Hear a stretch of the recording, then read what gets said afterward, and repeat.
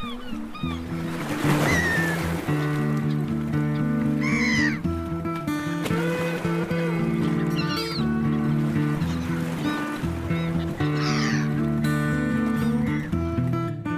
and welcome to the Sea Creatures podcast, a show all about the amazing animals that live beneath the waves. Each episode we chat about a specific sea creature with a guest who has spent time and interacted with this ocean animal. Our guests range from marine biologists to divers to underwater photographers, citizen scientists, and people that just have an intense passion for marine life. My name's Matt Testoni and I'm all of the above. And joining me for this episode of the Sea Creatures podcast is Shannon Hurley, and she's a nature campaigner, conservation speaker, and ocean explorer, and she works for the Victorian National Parks Association. Welcome to the show, Shannon. Hey, Matt, and hey, everyone. Thanks for having me on the show. So when I was like, yeah, pick a sea creature, you were kind of like, oh, and I was expecting you to pick like some kind of weird underwater creature that's found locally that you like work with. And then you said hammerhead shark. And I was like, whoa, that's awesome. Yes, let's do one of the big ones. So why hammerhead sharks? Oh, they are just...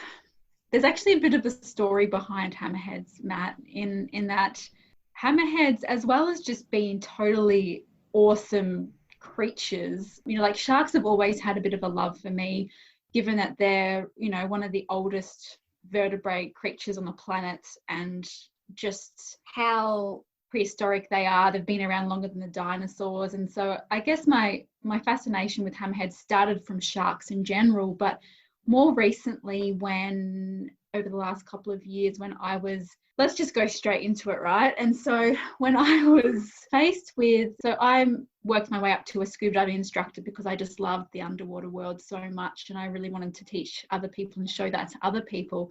But one day while scuba diving, I was faced with some anxiety underwater, which came out of nowhere. And I'd never faced anxiety before in my life. And I thought that my thing that I love to do most in the world of scuba diving could actually be just taken away and I wouldn't be able to do it anymore. But there was one experience I was yet to have, and that was to swim with hundreds of the hammerheads in the Galapagos Island. It was just since I was, for years and years, it had been the one thing that I'd wanted to do, just to be there and just to see hundreds of them all in one eye shot. And so I decided that that was the next thing I had to do. I had to face the fears that were coming up and just get in that water with them if it was going to be the one thing I had to experience. And I went and did that, and just to be present with those hammerheads in the water and so close, like having a big female swim just above my head, almost giving me a new haircut, and just to see schools of them gliding into the current, and to have been, I guess, witness to the media around sharks and, particularly great whites, but lots of other species too. Hammerheads probably included in that sort of fear mongering, that they're only fear, they're only dangerous. And then to be in the water with them and to see them so close, and for them to be so, because scalloped hammerheads particularly can be very sensitive creatures and really sensitive to our movements and our bubbles when we're underwater, and almost get really frightened when we are close to them. But to see them in a different light and to see how sensitive they could actually be, which was much different to that fear and that sort of, human, they're only out to get us type genre that they're often put into, to see those in that light and to see how spooked they actually could be from our presence, really just turn that all around for me. And just to be in awe of these beautiful creatures, I just can't even put that into words. But getting back to my story about the fear, like being with those hammerheads actually gave me the confidence and the courage to transform that fear that I had of scuba diving to be like, hang on a second, I've got this. I can continue to scuba dive. And it was so, in a way, the hammerheads have been a bit of a symbol for my own courage to get out there and to do what I love to do in the world again, and not be frightened by some things that often pop up in our lives. So that's the story behind the hammerhead. Wow, that's so cool to have an ocean animal that kind of has like changed your life in a bit of a way. My only experience with hammerheads is kind of more of a funny one. I jumped off the boat and I'd been looking for hammerheads for so long. And I didn't get to swim with a school of 100, but I did manage to find like 5 of them together, and I kicked as hard as I could. And I was like, this is my chance to see a hammerhead, to get a photo of a hammerhead. And I was at like 40 meters, and I just got a little bit of narcosis, which is when you dive, as you know, which is when you dive really deep. Yeah, you lose a bit of brain function. And so instead of taking any photos of these hammerheads, the only time I got to see them, I took 2 1-second videos, which are totally useless because I was just pressing all the different buttons on the camera because I was way too excited. And I wasn't looking at what I was doing. I was like, oh my God, there's just hammerheads. And yeah, so I kind of understand a fraction of what you're talking about with like swimming with 100 and having that feeling. So explain to us, like, if you don't really know what a hammerhead shark is, like explain and describe a hammerhead shark for us. So hammerheads really do like get their name from their head is like the top of a hammer. And so they often get the name also winghead as well. And so wings.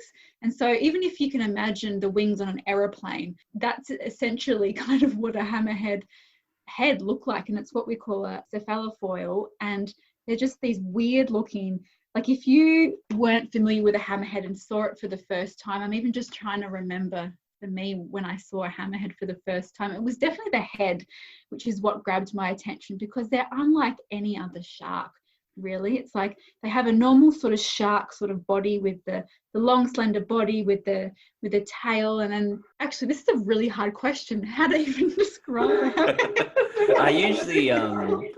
I usually use something like the hammer example, or like previously I've used a pancake to describe a fish. But I guess, yeah, it's kind of like a big hammer / like plow on the front of a car or a bumper, I kind of feel like. Yeah, definitely. Yes, I love that one. It's like a bumper of a car where the bumper actually goes out much wider than what the car body does.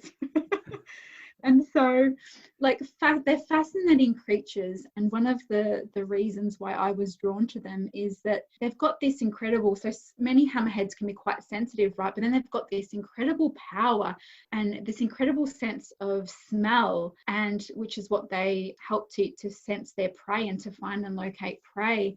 And because of the shape of their wings on their heads, they actually have a lot more of these kind of little electroreceptors on their heads. Because of that, they have a lot more than what other sharks do. They're able to smell out and locate their prey a lot more than what other sharks could. And also because of their wing shaped, they're actually able to really turn like really, really fast than a lot of other shark species. So that's just a couple of things that I find really fascinating about the hammerheads. So the hammerheads have this like extra wide head, as we were saying, and they've got all these kind of electroreceptor cells. So what are they hunting with this extra large head and extra sensitivity? So the hammerheads are hunting, like different species will have different affiliations for different food, but some really common items include rays and jellyfish and other bony fish as well. They definitely don't wait for the food to come to them. They are sort of hunters and predators, and they will definitely go chasing the food where they can find it. And they do love their food, and they do like to eat a lot of food, probably like many of us, you could say. And so one crazy thing that I was doing a bit of research on them, and I did not expect to find this bit of information relating to food, is that they actually eat seagrass as well. Have you heard that? No, I have not. Oh, you can educate me now.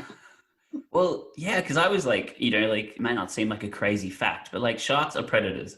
So sharks are only meant to eat, other fish and other animals, but yeah, they've actually documented a few hammerhead shark species eating seagrass. And I think they actually did an experiment where they had like 90% of the diet of seagrass, and the shark continued to gain weight and grow. Sharks can be vegetarians too.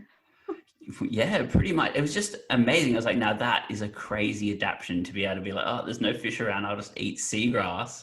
And I think they've actually got the enzymes and stuff in their stomach to help break it down, which is obviously why the experiment worked, but pretty amazing. Wow, that's incredible. I've definitely heard how the presence or absence of sharks can control populations of seagrass, for example, because the sharks themselves control the other things that eat the seagrass. But yeah, I've never heard directly that that hammerheads are eating the seagrass. So that's amazing. There's just so many things that we just don't know, and we're continually learning about these species, which is one of the other things I just find so fascinating about sharks, is there's so much more to learn about them out there. Yeah, I mean, they're so unknown, I guess, because they do live so deep and like, yeah, they're hard to study. Have you got any cool facts about hammerheads, or what do you think the coolest part about the hammerhead is? Oh, so many. One of my favorites is that they've actually got one of the largest brain to body ratios out of any shark. And so one of the things I've been doing a bit more reading about lately is the fact that all sharks actually have different shapes and size brains. And this is directly relevant to maybe where you find those sharks. So how deep they are, how shallow they are. And what is really fascinating is about, so sharks, for example, like deep water species that might rely more on smell rather than eyesight, because the light levels might be much lower there. They'll obviously have bigger parts of the brain which is reliant on the smell, which is usually the front part of their brain. But yeah, hammerheads really sort of, they use a lot of their different senses in different ways, but they've actually got one of the largest body to brain ratios. So I find that really fascinating. Wow, so they're kind of like the smarty pants of the shark world. Definitely, yeah. Oh, I'd love to see that like reflected in like a movie like Finding Nemo or something, you know? Just like having the hammerhead as the smart one and then the bull sharks as the silly ones or something. That could be a Nemo 3 coming up. Yeah, and because it could be vegetarian, just like in Finding Nemo, how they're like fish are friends. It could be like, we'll just eat seagrass. Bit of science fact. Yeah, for sure. And so you dived with them in the Galapagos. You were talking a bit earlier about what it's like and the feeling, but like, was there any like crazy behavior you saw, or like when you dived down, you were like, whoa, I didn't expect to see that? Or describe the experience a bit more from like you're diving under there and like, what do you see first and how deep are you? And Sure. So we had to swim down really, really fast because the current was quite strong, and we had to settle in about 30 meters of water. And there was about 8 of us all clinging to the rock walls, just like clinging there and waiting for the hammerheads to come out of the blue. And it felt like an hour, but it probably only was about 5 or 10 minutes. But they made us wait for so long for them to come out. And we were just like waiting there in anticipation. And this was our first dive with them. We were just like waiting and waiting. I'm like, come on, guys, where are you? And then all of a sudden, one comes, and then like 2, and then 10s of them, and then 20 of them all come out from like, sort of the visibility was probably about, 15, 20 meters or something. And then you could just slowly start to see them come out from the distance and then get closer and closer. And most of them did maintain a distance of sort of, 3, 4 meters, but occasionally one would, I remember this one time when I was like distracted by something small moving on me on the reef. And I looked away, and then all of a sudden I looked back up, and this female had just like skimmed the top of my head. Like she was so close, I could basically like reach out and hug her. And I was like, oh, I wish I had just turned around and had my GoPro facing her as she was coming directly for me. But I never got that opportunity ever again. But just seeing them in these schools, and they were all like mostly females.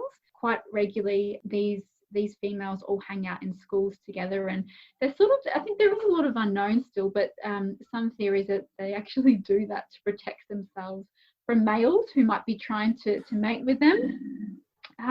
But one of the most like fascinating behaviors I saw was like all of a sudden they'd just be gliding really elegantly into the current, and all of a sudden you'd see one just do this really shaky kind of motion all of a sudden. And for those of you who might not be able to see me do this, but you're just hearing, just to imagine yourself sitting there and just all of a sudden getting the shakes and like shaking off, like it's like you got some sort of worm or something or dirt like landing on you, and you just want to like shake it off. And that's what they would do. And, there's been some theories suggesting that they do this to rid themselves of parasites, or it's like a communication tool, or it could even be to sort of communicate to other members of the school as well. But hands down, it was probably one of the best encounters I've had with sharks. And just to be, from sitting on the reef to then venturing out into the blue water where you can just see them in the distance and they're behind you, above you. And it's just, not once did I feel afraid, just the beauty of them overruled any kind of fear that you could have in that moment, and just appreciate them for the way they are. Wow. I mean, even when you're like, oh, it's only, they're only like they're 3 or 4 meters away. I'm like, that is very close for a huge animal. And I love how like, as like you turn around to look at something else, I feel like sharks know it. And if you'd been looking, you wouldn't have gone that close, but because you weren't, they're like, oh, I'm going to come in and have a closer look at what this is. Yeah, I definitely think that was right, because we hear how sharks have got this amazing ability to be able to pick up the electromagnetic like fields and from other fish and things like that, right? And when another fish is in distress, or they can sense those waves. And so it was probably in that moment where it could really sense that I was really calm. And definitely when I was looking at something, I wasn't looking at the sharks. I definitely was a lot more calmer, and so it probably did really sense that calmness. And that's exactly probably why it came closer to me. If people want to have a similar experience, like where should they go? I know you were talking about the Galapagos, but like where in the Galapagos or how in the Galapagos should they dive with them? And what do you need to be as a diver, and how do you need to be prepared? Because I know they're pretty deep. What do you need to prepare to see them? Yeah, so I would highly recommend anyone to travel to the Galapagos Islands, which is off the coast of Ecuador. It is I would say, a very luxurious experience, because you're on a liveaboard boat away from land for about 7 days, and you're living on this boat. For that experience, it was one of the best things I've done in my life. But you do have to be an advanced scuba diver to do that, because of the depths that you do go to see them, of about 30 meters. So for anyone that out there that might be an advanced scuba diver already, and you have saved up your pennies, I would highly recommend to go and do the experience, because it's not only the hammerheads there, it's mantas and whale sharks and sunfish and like so many amazing things to see there. But that might not be an option for everyone to go and do that. And there is somewhere, which I have not seen them here in Australia yet, but definitely oh my gosh, I have seen one in the Great Barrier Reef. I've just remembered that was one of my first experiences with sharks, actually. But there is somewhere, so Southwest Rocks, which is off the coast of, so just north of Sydney, a few hours drive, there is this beautiful dive site called Southwest Rocks. And whilst it is very well known for grey nurse sharks and the cave there, in the summertime is quite common to see schools of hammerheads coming there. And actually, Matt, I think you have had the chance to see hammerheads there, right?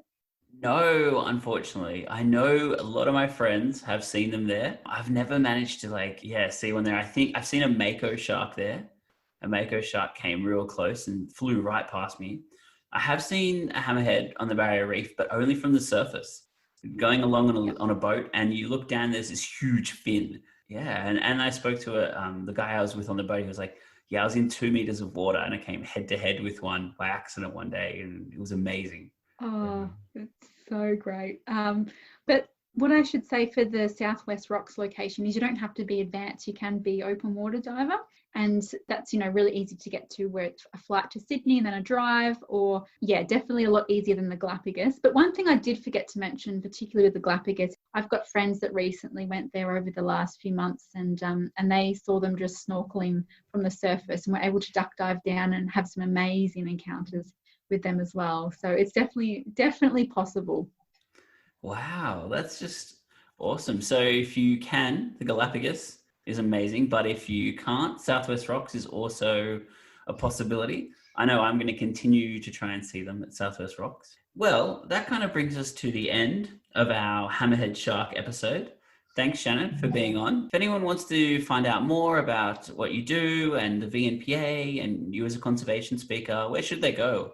Yeah, so there's a couple of websites you could check out. My own personal one, which is where I really endeavour to spread the word about the importance of not only shark conservation, but what we can all do in our daily lives to protect sharks, and what more there is to discover about sharks, particularly for those who might fear them, realizing that there are whole lot more to fear, and the importance of, from the story I was saying earlier about the importance of facing our fears in life, and what sharks can process to help us along there for those of you that do have a fear of sharks. So that website there is howtogiveafish.com, and you can see a lot of my contact details, and if you're interested in having a speaker at your upcoming event or for your organization, whatever that might be, and come and talk about fear and sharks. It's one of my things I love to talk about the most. But also I work for the Victorian National Parks Association, and we do a lot of work in the advocacy space to protect the Victorian marine and coastal environment. And so definitely check out bnpa.org.au, and that's some of the work that we're doing as well. Sea Creatures Podcast is hosted, produced, and edited by myself, Matt Testoni. You can see more of my photography on Instagram, Matt_Testoni_photography, and my webpage, mtunderwatermedia.com. If you like the podcast, please subscribe, leave a review, and visit our Patreon account, patreon.com/seacreaturespodcast. Production assistance by George McGrath, and music by Dan Musil and his magically sounding slide guitar. Tune in next time to hear all about the weedy sea dragon with Cade Mills. This has been the Sea Creatures Podcast.